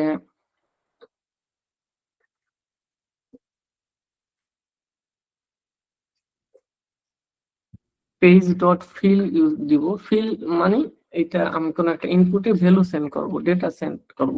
সেলেনিয়ামে মেনলি সেম কাজটা করা হয়, সেম কিস নামে বিল্ট ইন ফাংশন আছে সেলেনিয়ামের, সেটার মাধ্যমে। আর প্লেরাইটে এটা হলো ফিল, এই ফাংশনের মাধ্যমে করা হয়। এখন আমি এই জায়গায় পাসওয়ার্ডটা দিয়ে দিলাম, এই যে এটা হলো পাসওয়ার্ড। আচ্ছা, এরপরে হলো আমার এই লগ ইন বাটনে ক্লিক করতে হবে। আমি যদি এখন এই লগ ইন বাটনের লোকেটরটা নেই, জাস্ট এইটাও আইডি দেওয়া আছে, আইডি হলো লগইন বাটন, তার মানে এই সেম ফর্মুলা ইউজ করে আমি এইটা লোকেটরটাও নিতে পারি।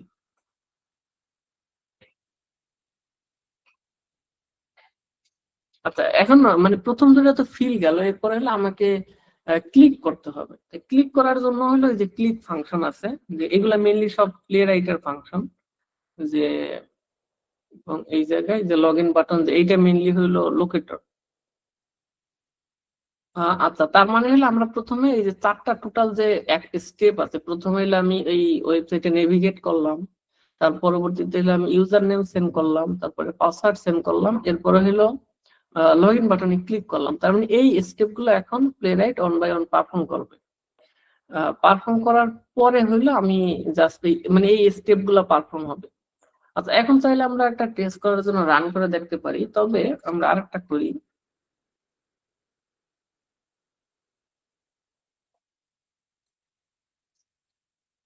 আমরা একটু ওয়েট এই জায়গায় দিই,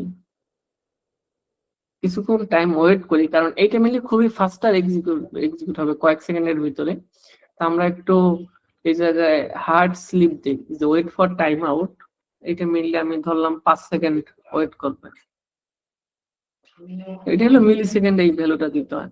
তার মানে এটা জাস্ট হলো একটা হার্ড ওয়েট দেওয়া হলো, যে আমি মানে স্লিপ করানোর মতো, যে এই স্টেপ গুলো পারফর্ম করবে, তারপরে 5 সেকেন্ড ওয়েট করবে, তারপরে হলো টেস্ট এক্সিকিউশন অটোমেটিক ক্লোজ হবে।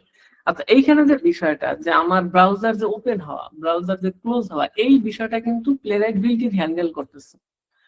যেহেতু এই যে প্লে রাইটের এই অন্যান্য আমরা যদি সেলেনিয়াম অথবা অন্য ইসের টুলস এর সাথে কম্পেয়ার করি, ওইগুলোতে কিন্তু এই ড্রাইভার বা ব্রাউজার ম্যানেজ করার জন্য আলাদাভাবে কোড লেখা লাগে। কিন্তু প্লেরাইট এই বিষয়টা বিল্ট ইন ভাবে হ্যান্ডেল করা, তার কারণে আমাদের এখানে কিন্তু জাস্ট সিম্পলি আমরা টেস্ট কেস গুলা সরাসরি টেস্ট এক্সিকিউশন মানে আরো সিম্পলিফায়ার কোড এই জায়গায় অনেক সিম্পল ভাবে ম্যানেজ করা যায় আর কি। এবং এই যে কনফিগারেশন ফাইলের মাধ্যমে এই জায়গায় যত ধরনের কনফিগারেশন আছে সবকিছু ম্যানেজ করা যায়, যার কারণে এইটাকে মেনলি আরো লাইট ওয়েট বলা হয় এই কারণে প্লেরাইটকে। আচ্ছা, এখন যদি আমরা করি এক্সিকিউট করি এই টেস্টটা, তাইলে আমরা দেখতে পারবো যে প্রথমে ওই সাইটটাতে যাবে, এই যে লোড হইলো, ইউজার নেম দিল, পাসওয়ার্ড দিল এবং লগ ইন হয়ে গেল। এই যে এখন কিন্তু ওই যে হোম পেজে আছে, তার মানে টেস্ট এক্সিকিউশন হয়ে গেছে, এরপরে 5 সেকেন্ড ওয়েট করছে। তার মানে টোটাল এইটা টাইম লাগছে 8 সেকেন্ড, এর ভিতরে 5 সেকেন্ড হলো হার্ড স্লিপ, বাকি 3 সেকেন্ড লাগছে এই স্টেপ গুলো পারফর্ম করতে। তার মানে এটা খুবই ফাস্টার এক্সিকিউশন হয় অনেক।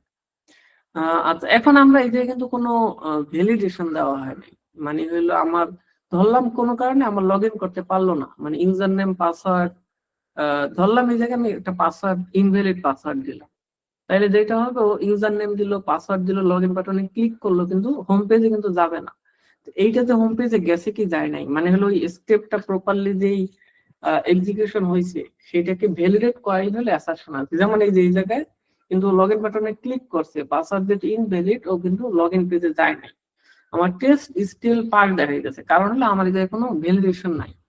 তো যার কারণে অটোমেশনের একটা মানে মেইন বিষয় হলো ভ্যালিডেট করা, প্রপারলি অ্যাসারশন অ্যাড করা, কারণ অ্যাসারশন অ্যাড না করলে যতই অটোমেট করা হোক মানে ইস্যু আইডেন্টিফাই করতে পারবে না, যে আমার স্টেপ গুলা পারফর্ম করার পরে মানে প্রপার ভ্যালিডেশন না হইলে দেখা যাবে যে ইস্যু মানে অটোমেশন ঠিকই এক্সিকিউশন হয়েছে কিন্তু কিন্তু ইস্যু আইডেন্টিফাই করতে পারবে না।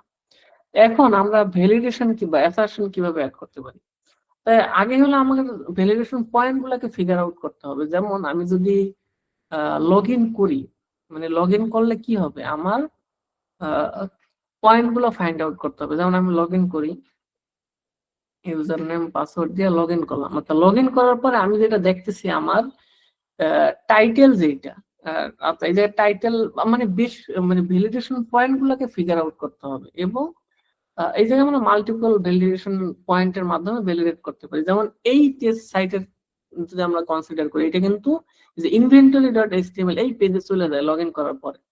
তার মানে আমি যদি ইউজার নেম এন্ড পাসওয়ার্ড দেওয়ার পরে লগ ইন বাটনে ক্লিক করার পরে ও যদি ইনভেন্টরি পেজে না যায়, তাইলে ও স্টিল লগ ইন পেজেই আছে বা ও সাকসেসফুল লগ ইন হয় নাই, এটা কিন্তু একটা ভ্যালিডেশন পয়েন্ট। তার মানে আমরা এইটার মাধ্যমে একটা ভ্যালিডেশন পয়েন্ট পেয়ে গেলাম। এরকম ভাবে মাল্টিপল ভ্যালিডেশন পয়েন্ট থাকতে পারে, যে এইটা যদি না হয় তাইলে এই টেস্টটা ফেল। তাই আমরা এই ভ্যালিডেশন পয়েন্টটা কিভাবে অ্যাড করতে পারি, আমার হলে যে কারেন্ট যে ইউআরএল, এই কারেন্ট ইউআরএলটা নিতে হবে। কারেন্ট ইউআরএল নিয়ে এই কারেন্ট ইউআরএল এর এই ভ্যালুটার ভিতরে ইনভেন্টরি, সেইটা আমাকে মানে করতে হবে যে ইনভেন্টরি যদি থাকে তার মানে ও হোম পেজে আছে, আর যদি ইনভেন্টরি না থাকে তার মানে ও হোম পেজ বা লগ ইন হয় নাই সাকসেস। এইটা একটা ভ্যালিডেশন ক্রাইটেরিয়া ধরলাম। তাইলে আমরা এই জায়গায় ধরলাম এই জায়গায় অ্যাসারশন অ্যাড করবো। এখন অ্যাসারশন কিভাবে অ্যাড করে সেটা হলো এক্সপেক্ট নামে ফাংশন আছে প্লেরাইটের, এই যে এক্সপেক্ট, এর ভিতরে মেইনলি এই জায়গায় আমরা ফুল ইউআরএলটা না দিয়ে ইনভেন্টরির পার্টটা সিম্পলি দিই।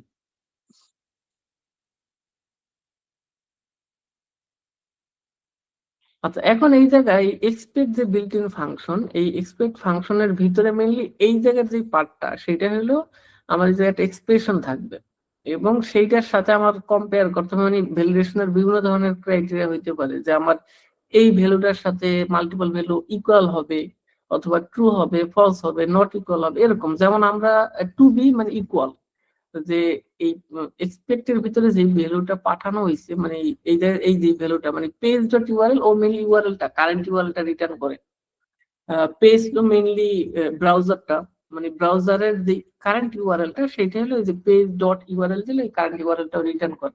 তার মানে আমি এইখানে এই যে এক্সপেক্ট এর ভিতরে আমি ইউআরএলটা পাস করে দিলাম, মানে এটা হলো একটা স্ট্রিং ভ্যালু।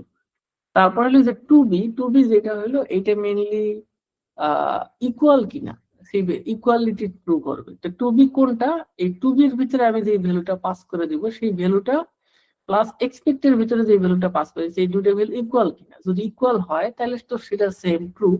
ট্রু হলে মানে টেস্ট কেস পাস, আর যদি ফলস হয় তাহলে কিন্তু টেস্ট কেস ফেল হবে।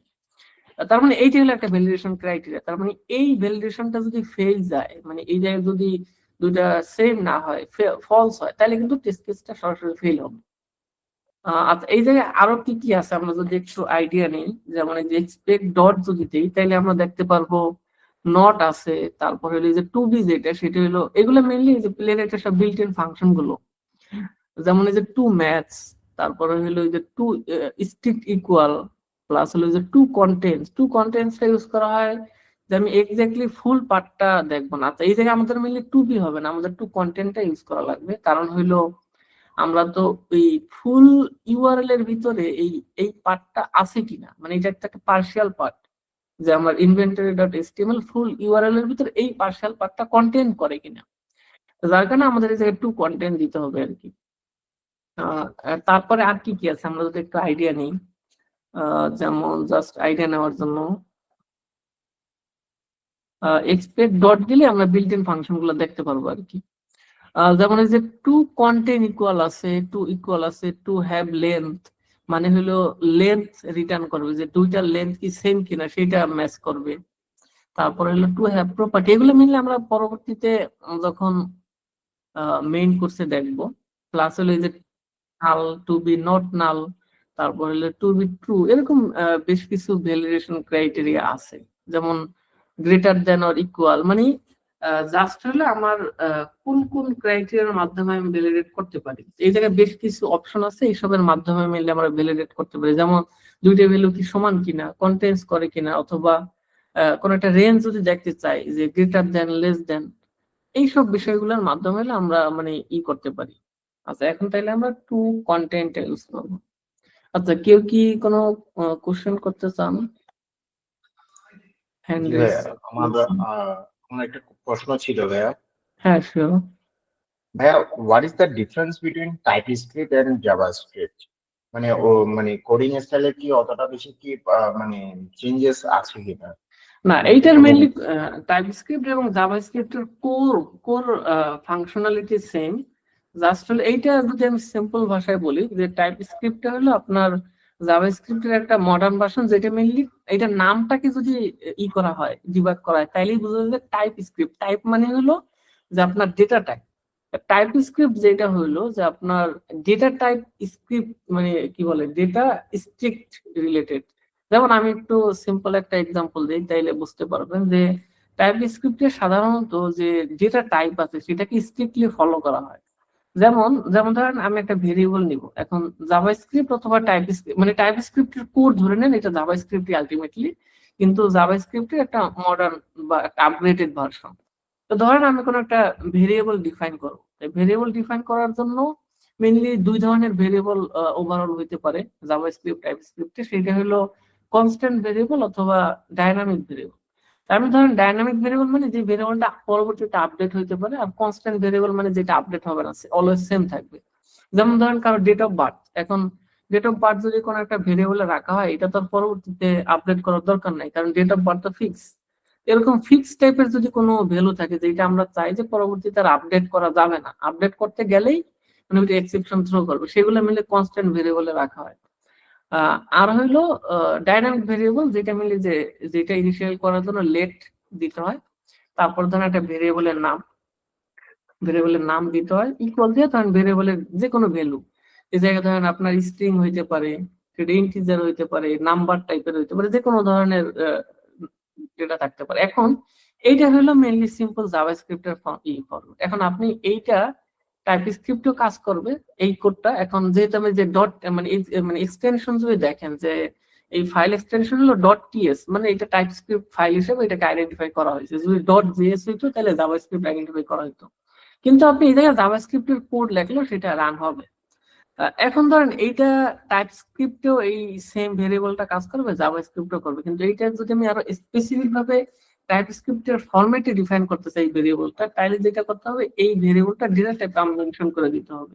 সেইটা হলো এই যে এইভাবে যে কোলন দিয়ে ওই ভেরিয়েবলের ডেটা টাইপ। এখন ধরেন আপনি এটাকে মেনশন করে দিলেন যে এই ভেরিয়েবলটা স্ট্রিং ডেটা অলওয়েজ অ্যালাউ করবে, তার মানে আপনার যদি এখন অন্য ডেটা এই ভেরিয়েবলের ভিতরে অ্যাসাইন করা হয় অন্য টাইপের, তাহলে কিন্তু সেটা এক্সেপশন থ্রো করবে।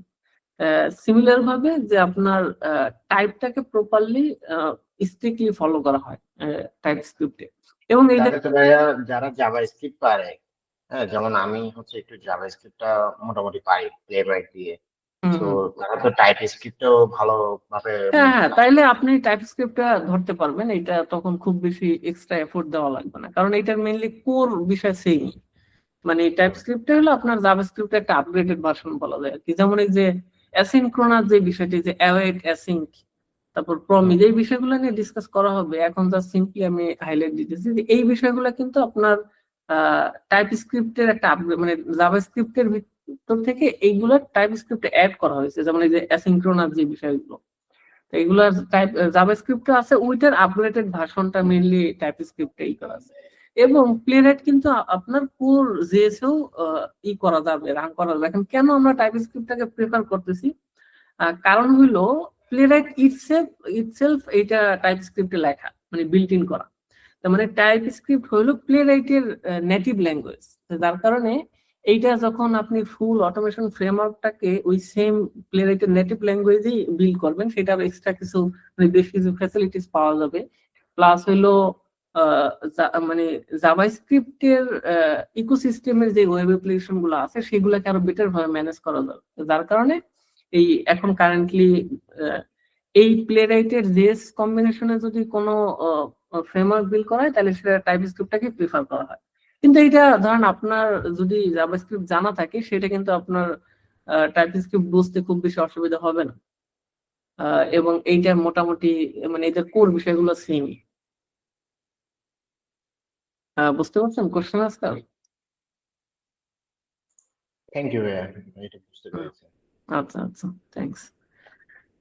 আচ্ছা, এখন আমরা যেখানে ছিলাম যে অ্যাসারশন, এই জায়গায় মেইনলি একটা অ্যাসারশন অ্যাড করা হইলো।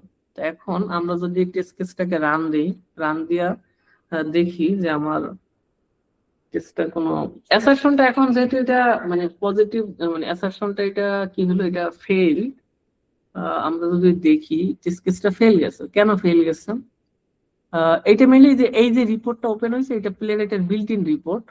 এইটা অটোমেটিক সেট আপ করা, এই সব বিষয়গুলো সেট আপ করার দরকার নেই। এইটা মেইনলি একটা প্লেরাইটের সুবিধা, যে আপনার সেট আপ করা খুবই ইজি, মানে অন দা ওয়েতেই সেট আপ করা যায়। জাস্ট আপনি ইনস্টল করলেন, আপনার রিপোর্টিং এর জন্য বিল্ট ইন যেই প্লেরাইট এইচটিএমএল রিপোর্ট প্লাস হলে যে ব্রাউজার সেট আপ, এগুলো কিন্তু সিম্পল ইনস্টল করলে মানে বিল্ট ইন ভাবেই প্রোভাইড করা। কিন্তু আপনি যদি অন্য কোনো একটা মানে সেলেনিয়ামের সাথে কম্পেয়ার করি বা অন্য কোনো, তাইলে কিন্তু এইসব রিপোর্টিং বিষয়গুলো ব্রাউজার সেটআপ এগুলোর জন্য আলাদাভাবে সেটআপ করে নিতে হয়, যেটা এক্সট্রা একটু ম্যানেজ করা লাগে। আচ্ছা, এখন এটা কেন ফেল গেল সেটা যদি আমরা দেখি, আমাদের এই ভ্যালিডেশনটা মেইনলি ফেল গেছে। সেটা হলো যে এক্সপেক্ট, এটা এটা এটা তো জাস্ট প্লেরাইটের বিল্ট ইন ফাংশন, যেটা মেইনলি ভ্যালিডেশন অ্যাসারশনের জন্য ইউজ করা হয়। এই রিসিভ যেটা, ও মেইনলি রেড কালার দিয়ে বুঝাইতেছে, আর এক্সপেক্টেড হলো গ্রিন কালার দিয়ে বুঝাইতেছে। তার মানে এই রিসিভ কোনটা, রিসিভটা হলো এটা হলো ফুল যে পার্টটা সেইটা। এরপরে হইলো আমার কন্টেন্ট, মানে কন্টেন্টের ভিতরে কোনটা আমাকে থাকতে হবে সেইটা হলো এই যে ইনভেন্টরি স্ল্যাশ এইচটিএমএল। কিন্তু দেখা যাইতেছে আমি যে রিসিভ যেটা করছি, মানে এই রেড কালারের ভিতরে যেটা, এই জায়গায় আমার ইনভেন্টরি এইচটিএমএলটা নাই। তার মানে ইনভেন্টরি এইচটিএমএলটা যে নাই, এটা কেন নাই? এইটা হইলো আমি যদি স্টেপটা দেখি, প্রথমে যে নেভিগেট করলো, তারপরে ইউজার নেম দিল, পাসওয়ার্ড দিল, লগ ইন বাটনে ক্লিক করলো, লগ ইনও হইলো, কিন্তু কেন আমার এই যে এক্সপেক্ট এটা পাইলো না? কারণ হলো এটা খুবই ফাস্টার এক্সিকিউশন হয়েছে আর কি। যে ধরেন আপনার লগ ইন হওয়ার পরে এই পেজটা আসার জন্য তো কয়েক সেকেন্ড টাইম লাগে, বা লোড হইতেও তো টাইম লাগে, কিন্তু আপনার এই মানে টেস্ট কেস তো মিলি সেকেন্ড ব্যবধানে এক্সিকিউশন হয়, মানে একটা লাইন এক্সিকিউশন হয় ইমিডিয়েটলি, মিলি সেকেন্ডের ভিতরে আরেকটা লাইন এক্সিকিউশন হয়। তো যার কারণে লগ ইন করার সাথে সাথে ও হইলো ইউআরএলটা নিছে, কারেন্ট ইউআরএল এ এই ইনভেন্টরি এইচটিএমএলটা পায় নাই। কারণ হলো ইনভেন্টরি এইচটিএমএল মানে এই যে হোম পেজ আসার জন্য কিছুটা তো টাইম লাগবে, তার মানে এই জায়গায় একটু ওয়েট করতে হবে। আমরা এখন আপাতত একটা এস্টিমেটেড ওয়েট দিই, কিন্তু এইটাকে আরো বেটার ভাবে হ্যান্ডেল করা যায়। এই সব বিষয়গুলো মেইনলি আরো আমাদের যে মেইন কোর্স আছে প্লাস ডিটেল যে ক্লাস হবে সেই জায়গায় আমরা দেখবো। কারণ হলো এই জায়গায় মেইনলি ইমপ্লিসিট ওয়েট অথবা যে প্লে রাইটের যে বিল্ট ইন ওয়েট মেকানিজম, ওইটার মাধ্যমে কিভাবে আরো বেটার ভাবে হ্যান্ডেল করা যায় সেই বিষয়গুলো আমরা দেখবো তখন। আচ্ছা, এখন আমরা ধরলাম যে লগ ইন করার পরে একটা কিছুটা 5 সেকেন্ড না, ধরলাম 2-3 সেকেন্ড ওয়েট করলেই হবে। 2 সেকেন্ড ওয়েট করলাম, তারপরে হলো আমরা এই অ্যাসারশনটা চেক করি, তাইলে হোপফুলি আমাদের টেস্ট কেসটা সাকসেসফুলি পাস করবে।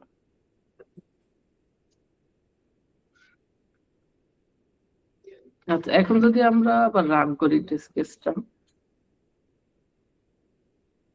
তো আচ্ছা এই জায়গায় ফেল যাওয়ার আরো একটা কারণ আছে। আমরা অ্যাকচুয়ালি পাসওয়ার্ডটাই ভুল, পাসওয়ার্ডটাকে কারেক্ট দিতে হবে।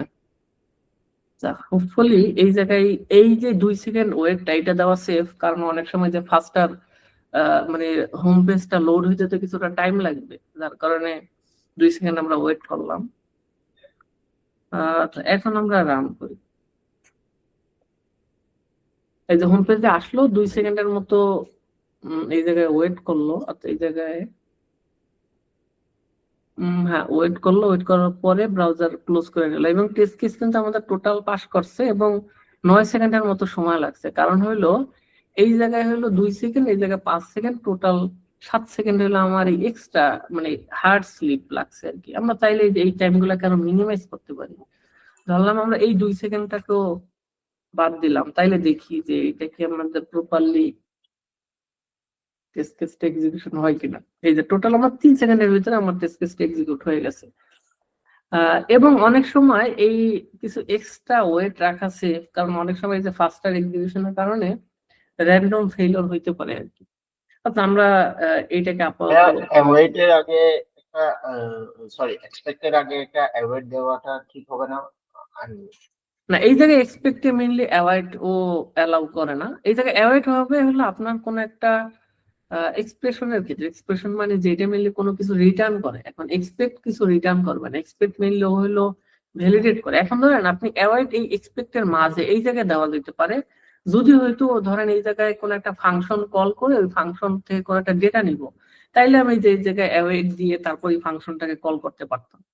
কিন্তু এই জায়গায় আবার অ্যাভয়েডটা এই যে পেজ ডট ইউআরএল, এই জায়গায় অ্যাভয়েড দরকার নাই, কারণ এই পেজ ডট ইউআরএল ও সাধারণত যে অপারেশনটা পারফর্ম করে সরাসরি কারেন্ট ইউআরএলটা রিটার্ন করে, ওর জন্য কোনো ওয়েট করার দরকার হয় না। এই যে এই জায়গায় দেখেন যে await has no effect on type of this expression, মানে এই এক্সপ্রেশনে অ্যাওয়েট এর কোনো ইফেক্ট নাই।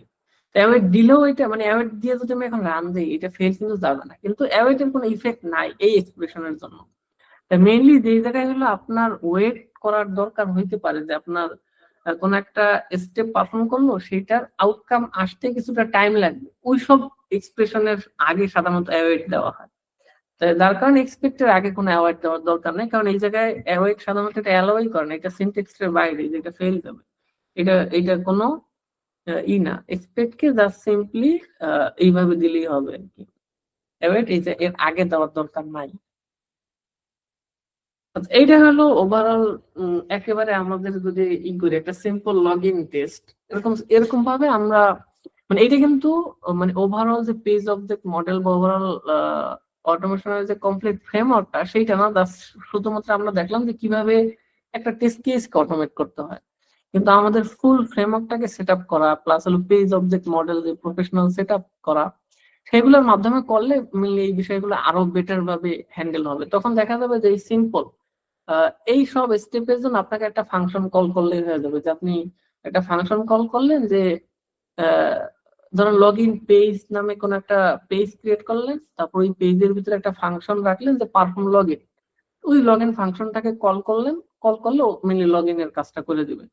মানে পেজ অবজেক্ট মডেলের যে প্যাটার্নটা, যে প্রতিটা ওই ওয়েবসাইটের বা ওয়েব এলিমেন্টের প্রতিটা এলিমেন্টকে একটা অবজেক্ট হিসেবে কনসিডার করা। যেমন এই জায়গায় ধরেন আপনার এই জায়গায় যদি আমরা আসি, যেমন এই যে কোথায় এই যে এই জায়গায় যে প্রতিটা বাটন আছে, টেক্সট আছে, যে মানে এগুলো তো একটা ওয়েব এলিমেন্ট, প্রতিটা এলিমেন্ট হলো এক একটা অবজেক্ট। অবজেক্ট কেন? কারণ আপনার একটা এলিমেন্ট আপনার কিন্তু মাল্টিপল টাইম ইউজ করা লাগতে পারে। আপনি যদি এই অবজেক্ট হিসেবে কনসিডার করেন একটা মানে এলিমেন্টকে, তাহলে ওই এলিমেন্টটাকে যত খুশি তত পরবর্তীতে মানে ওই অবজেক্টটার মানে ওই ক্লাসটার একটা অবজেক্ট ক্রিয়েট করে এটাকে রিউজ করা যাবে। মেইনলি হলো রিউজিবিলিটি করার জন্য, যে আপনার তাহলে এই সেম কোড, একই কোড বারবার লেখা লাগবে না, জাস্ট সিম্পলি আপনি ওই ক্লাসের অবজেক্ট ক্রিয়েট করে ওই অবজেক্টের মাধ্যমে ওই এলিমেন্টটাকে কল করে দিলে রিউজ হবে। মানে রিউজিবিলিটি হলো পেজ অবজেক্ট মডেলের একটা মেইন কনসেপ্ট আর কি।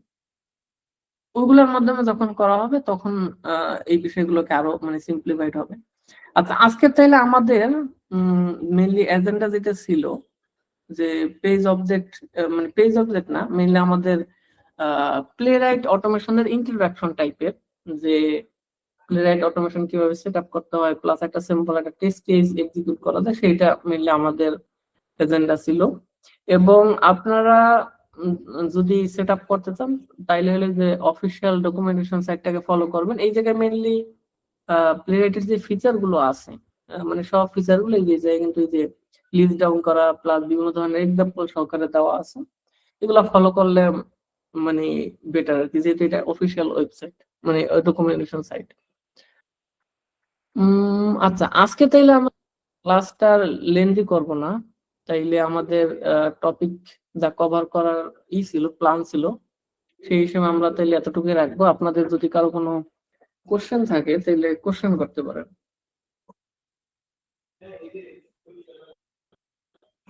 কারো কি কোনো কোশ্চেন আছে তাহলে করতে পারেন।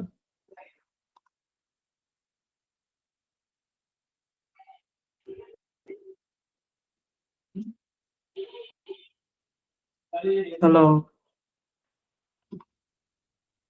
আমরা মেনলি আজকের ক্লাসটা এতটুকুই রাখবো। নেক্সট ক্লাসে সিআই/সিডি ইন্টিগ্রেশন মেইনলি হলো এই যে ধরেন আমরা একটা টেস্ট দিয়ে এক্সিকিউট মানে করলাম, এই টেস্টটা আমরা লোকাল মেশিনে রান না করে সিআই/সিডি এর মাধ্যমে, মানে সিআই/সিডি তো বেশ কিছু ইসের মাধ্যমেই করা যায়, ক্লাউড কি বলে সেটআপের মাধ্যমেই করা যায়, সেটা গিটহাব অ্যাকশনস হইতে পারে, জেনকিন্স হইতে পারে, গিটল্যাব হইতে পারে, আরো এরকম বেশ অনেক ক্লাউড সাপোর্ট আছে যার মেইনলি আপনার এই টেস্ট কেস গুলোকে মানে টেস্ট অটোমেশনকে ক্লাউড মেশিনে এক্সিকিউট করা যায়। মানে এই সেম বিষয়টাই মানে টেস্ট এক্সিকিউট হবে, আমরা যেমন এখন লোকাল মেশিনে রান করলাম এই সেম বিষয়টা ক্লাউড মেশিনে রান হবে এবং ওই জায়গা থেকে রিপোর্ট করবে। এই বিষয়টা মানে অটোমেটিক মানে কন্টিনিউয়াস ইন্টিগ্রেশন কন্টিনিউয়াস ডেভেলপমেন্টের একটা পার্ট হিসেবে কিভাবে সেট আপ করা যায় সেটা মেইনলি আমরা গিটহাব অ্যাকশনস এর মাধ্যমে সেট আপ করে নেক্সট ক্লাসে দেখবো। আচ্ছা, কারো কোনো কোশ্চেন আছে মনে হয়? জি ভাইয়া, আমার ভাইয়া এটা তো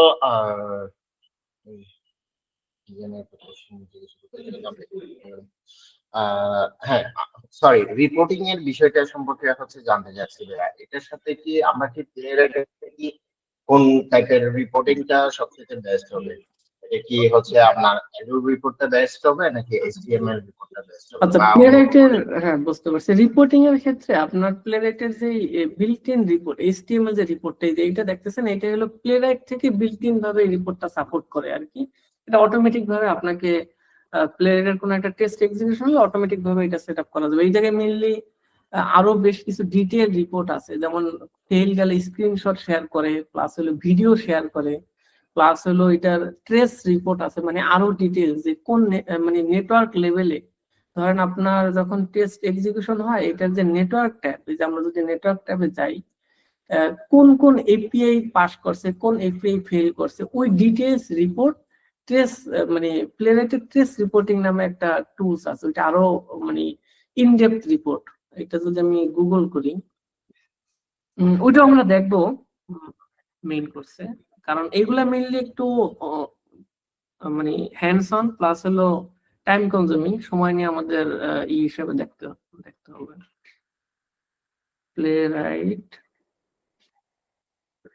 প্লেরাইট প্রেস রিপোর্ট লিখে যদি সার্চ দেওয়া হয়, ট্রেস ভিউয়ার প্লাস এই যে টেস্ট ভিউয়ারের যে ওয়েবসাইটটা এটা মানে প্লেরাইটের মানে এটা হলো বিল্ট ইন, এই জায়গাতে মেইনলি হলো একটা জিপ ফাইল জেনারেট করে, যখন আপনি টেস্ট এক্সিকিউশন করবেন এই জায়গায় একটা জিপ ফাইল জেনারেট করবে টেস্ট রেজাল্ট, এই যে টেস্ট রেজাল্ট ফোল্ডারের ভিতরে ওইটা সেট আপ করতে হয় কনফিগারেশন ফাইলের ভিতরে, তাইলে হলো টেস্ট রিপোর্টটা জেনারেট করতে হয়। ওই জিপ ফাইলটা যদি এই জায়গায় করা হয় ওপেন করা হয় তাইলে মেইনলি হলো ডিটেইল রিপোর্টটা পাওয়া যায়। এবং এই জায়গাতে ট্রেস ভিউয়ার, এই জায়গায় যদি আসি ট্রেস রিপোর্ট,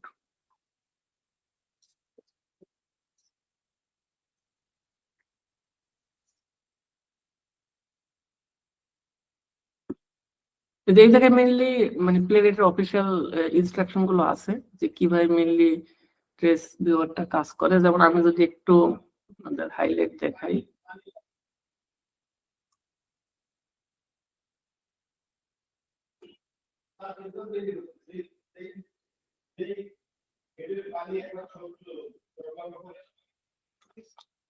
এই যে ট্রেস ভিউয়ারটা ওপেন করলে এই জায়গায় মেইনলি হলো এই যে একটা সাইট, এই ডান সাইডের এই জায়গায় মেইনলি স্ক্রিনশট থাকে, প্লাস হলো ওই উপরে টাইমলাইনটা থাকে যে আপনার কত সেকেন্ডে কোন স্টেপে ছিল, তারপরে বাম সাইডে মেইনলি স্টেপ গুলো দেখায়, প্লাস হলো নিচের দিকে নেটওয়ার্ক কল গুলো থাকে। এই যে নিচের দিকে যদি দেখেন এই যে মেথড নেটওয়ার্ক কল কোনটা কল হয় সেটা থাকে এই যে নিচের দিকে, প্লাস হলো যে নেটওয়ার্ক মানে এপি কল গুলো যে হয়েছে এপি কলের যে ডিটেলস ডেটা, মানে এটা মিলে ট্রেস ভিউয়ার একটা প্লেরাইটের বিল্ট ইন রিপোর্টিং টুল আর কি। আচ্ছা এখন হলো রিপোর্টিং হিসেবে কোনটা ইউজ করবেন? বিল্ট ইন যেটা আছে এটা তো আছেই, মানে প্লেরাইট আছে, এর পাশাপাশি যে এলইউ রিপোর্ট আছে সেটা ইউজ করা যাইতে পারে। আমার মনে হয় যে এলইউ রিপোর্ট প্লাস হলো এই যে প্লেরাইটের বিল্ট ইন যে এসটিএমএল রিপোর্ট, এই দুটো সেটআপ করা থাকলে এনাফ। এবং প্লেরাইটের যে বিল্ট ইন যে এই এসটিএমএল রিপোর্ট এইটা দিয়ে মোস্টলি কাজ হয়ে যায়, কারণ এই জায়গা থেকে আপনি একেবারে ডিটেল স্টেপ বাই স্টেপ মানে রিপোর্ট পাওয়া যাবে যে কোথায় ফেল গেল, তারপর হলো যদি টেস্ট পাস করে, যেমন এই যে এইটার মানে প্রতিটা স্টেপ বাই স্টেপ যে এক্সিকিউশন গুলো হয় সেটা কত নম্বর লাইনে কত সেকেন্ড এক্সিকিউশন টাইম লাগছে, তারপরে সেটা কি ফেল গেছে না পাস করছে, মানে ডিটেল রিপোর্ট মেনলি এই জায়গাতে মানে প্লেরাইটের বিল্ট ইন এসটিএমএল রিপোর্টই পাওয়া যায়। এর বাইরেও যদি দরকার হয় তাহলে এলইউ রিপোর্টটা ইউজ করা যাইতে পারে। যেমন এলইউ রিপোর্টের জন্য আবার এডিশনাল সেটআপ করতে হবে, আপনার এই প্রজেক্টের ভিতরে আইসা এই জায়গায় এডিশনাল সেটআপ করতে হবে। আর আপনার এইচটিএমএল রিপোর্টের জন্য সেটআপ করার দরকার নেই, কারণ এটা বাই ডিফল্ট ভাবেই সেটআপ করা থাকে। কিন্তু এই জায়গায় এইচটিএমএল রিপোর্টেরও আরো বেশ কিছু সেটিংস আছে, যে আপনি ওই যে স্ক্রিনশট ট্রেস ভিডিও এগুলোর কথা বললাম ওগুলো সেট করতে হয়। ওইটা কিন্তু বাই ডিফল্ট মানে থাকলেও ওই এনেবল করা থাকে না, ওইটা ডিসেবল করা থাকে। তবে মানে সামারি যেটা হলো যে আপনি রিপোর্টের জন্য প্লেরাইটের built in HTML report plus হলো এলইউ রিপোর্ট এইগুলোই আপনার এনাফ মানে ডিবাগিং এর জন্য। এলইউ রিপোর্ট সম্পর্কে যদি আইডিয়া থাকে তাহলে একটা জাস্ট ওভারভিউ যদি দেখাই, এলইউ রিপোর্ট মেনলি যে এরকম রিপোর্ট জেনারেট করে আর কি, যে আপনার টোটাল টেস্ট কেস কয়টা ফেল গেল কয়টা পাস করলো তার হলো ডিটেল রিপোর্ট। এলইউ রিপোর্টও মেনলি এটা প্রফেশনাল লেভেল ইউজ করা হয় যেরকম, প্লাস হলো প্লেরাইটের এইটাও এই জায়গায় মেনলি আপনার টোটাল টেস্ট কেস কয়টা, সেটা কোন ব্রাউজার এক্সিকিউশন হয়েছে, এক্সিকিউশন টাইম কত, ফেল কয়টা পাস কয়টা, মানে এই জায়গায় মেনলি ডিটেল রিপোর্ট পাওয়া যায় আর কি। তো এই জায়গায় মেনলি এটার লাইট ভার্সন আছে ডার্ক ভার্সন আছে। আচ্ছা আর কোনো কোশ্চেন আছে কারো?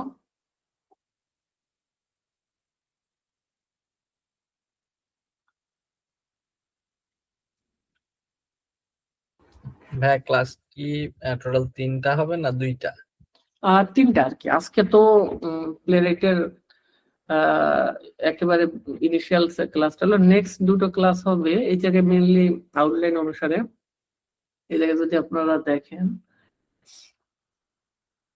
আচ্ছা নেক্সট ক্লাসটা হবে আপনার সিআইসিডি প্লাস হলো এআই অটোমেশন, মেইনলি হলো প্লেরাইটের এমসিপি সার্ভার একটা আছে কনসেপ্ট আছে, যেটার মাধ্যমে হলো এআই কে ইউজ করে অটোমেশন করার আছে বেশ কিছু কনসেপ্ট আছে। ওই বিষয়গুলো নিয়ে মেইনলি ক্লাস হবে। নেক্সট দুইটা ক্লাস মেইনলি এই দুইটা কনসেপ্টের উপরে কভার করা হবে।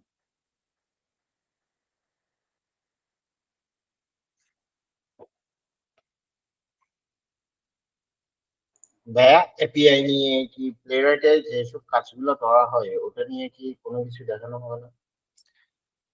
এপিআই অটোমেশন এবং মোবাইল অটোমেশন এগুলো মেইনলি মেইন ফুল কোর্সে ইনক্লুডেড, কারণ এই বিষয়গুলো তো আরো ধরেন একটু এক্সট্রা টাইম লাগে, যেহেতু আমাদের লিমিটেড টাইমের ভিতরে যতটুকু কভার করা পসিবল ততটুকু আমরা মানে মেইন বিষয়গুলোকে ইনক্লুড করা হয়েছে এই আউটলাইনে। কারণ এখন ওভারঅল তো অনেক টপিক আছে, সবগুলো তো আর এই লিমিটেড টাইমে কভার করা পসিবল না। তো যার কারণে আমরা জাস্ট মেইন বিষয়গুলোকে কভার করার ট্রাই করা হয়েছে এই জায়গায় আর কি।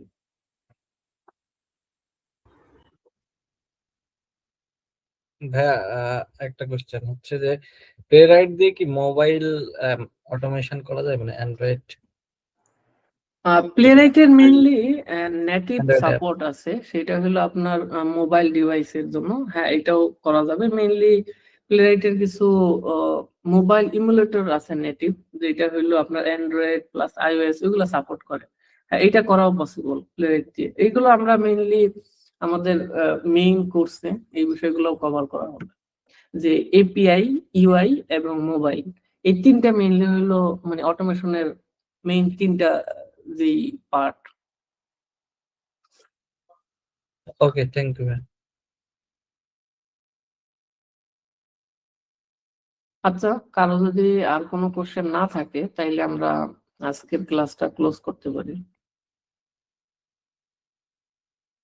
আচ্ছা, রাশেদ ভাই কি আছেন? তাইলে আপনি কিছু যদি বলার থাকে। না না ভাই, কিছু বলার নাই, তবে বাইরে যে কোশ্চেন গুলো করলো তার প্রেক্ষিতে আমি একটু ভাইদেরকে একটু বলি। এটা হচ্ছে আমাদের এখানে যে তিনটা ক্লাস ডিফাইন করা হয়েছে বা ডিজাইন করা হয়েছে, এই তিনটা ক্লাস বেসিক্যালি একদম যারা জিরো লেভেল থেকে আসলে কন্টিনিউ করতে চাচ্ছে, হয়তো অটোমেশনের জায়গাগুলোতে প্রপার গাইডেন্স পাচ্ছে না, তো প্রথমত তাদেরকে সেই নলেজটা শেয়ার করা যে ভাই তুমি একদম জিরো লেভেল থেকে কিভাবে তুমি ডিজাইনটা করবা, করে তোমার মতো করে এক্সিকিউশন করবা, এটার জন্য একটা ডিজাইন করা। আর সেই সাথে যদি কোনো কোশ্চেন থাকে বা কোয়ারিজ থাকে, আসলে মনের ভিতরে অনেক কোশ্চেন জমা হয়ে রয়েছে, তো প্রপার গাইডলাইন বা প্রপার অ্যান্সার আসলে পাচ্ছে না, তো ওটার জন্য বেসিক্যালি আরেকটা ইন্টেনশন যেটা, যে কোশ্চেন গুলোও ক্লারিফাইড হয়ে যাওয়া। আর এটা হলো অটোমেশনের পার্টটা। তো আর একটা হচ্ছে আপনার যে আমরা অনেকেই আসলে অটোমেট করি, তো বিভিন্ন ধরনের ভাগ থাকে। আসলে জিরো লেভেল আমরা যারা আসলে স্টার্ট করতে চাচ্ছি, তারা আমরা জিরো লেভেল থেকে আসলে অটোমেশনটা স্টার্ট করবো। এরপরে যখন আমরা আস্তে আস্তে লার্নিং করবো, আমরা ফ্রেমওয়ার্ক ইউজ করে করবো, তারপর হচ্ছে ডিজাইন প্যাটার্ন ইউজ করে করবো।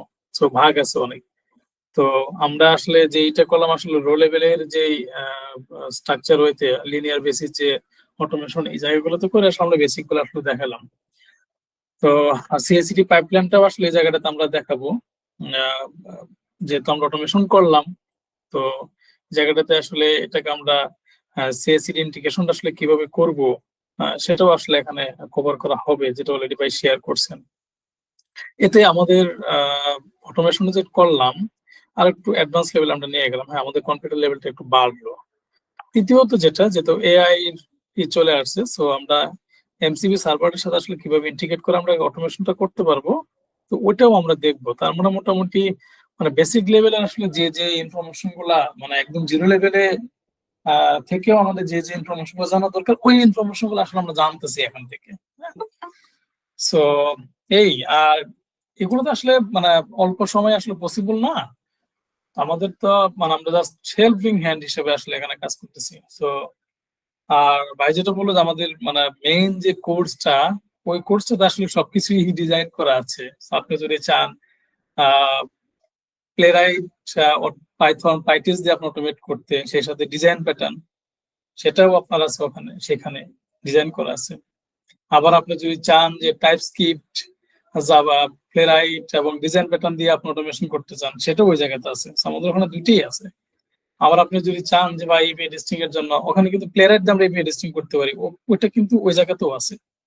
আমাদের ডিজাইনে কিন্তু আছে যে প্লেরাইট দিয়ে আসলে কিভাবে এপিআই টেস্টিং করতে হয়, সেটা ওই জায়গাতে আছে। আবার আপনি যদি মোবাইল অটোমেশন বা একটু আগে বলছিল যে আমরা কিভাবে ডিজাইন প্যাটার্ন ইউজ করে আমরা কিভাবে মোবাইল অটোমেশন করবো, এখানে সেটাও আমাদের এখানে আছে। সো সিএসডি পাইপলাইন সবকিছুই আছে।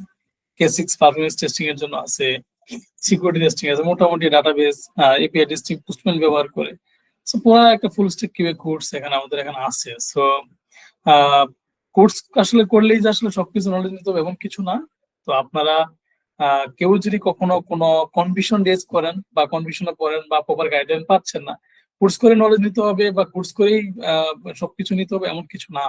আপনারা যদি মনে করেন যে ভাই এই জায়গাটাতে আমরা একটু আটকে গেছি বা এই জায়গায় আমাদের হেল্প দরকার, আমরা আছি সবসময় আপনাদের সাথে, আমাদেরকে এনরেজ করবেন, আমরা ইনশাল্লাহ আপনাদেরকে যতটুকু পারি গাইডলাইন দেওয়ার চেষ্টা করবো। সো এটা বিগত দিনগুলো তো আমরা মানে দিয়ে আসার চেষ্টা করতেছি। সো এটা অব্যাহত আছে ইনশাল্লাহ। সামনের দিনগুলোতেও টিসিটি পাঠশালার পক্ষ থেকে আপনাদের জন্য আমরা সবসময় এই জায়গাগুলোতে ওপেন আছি।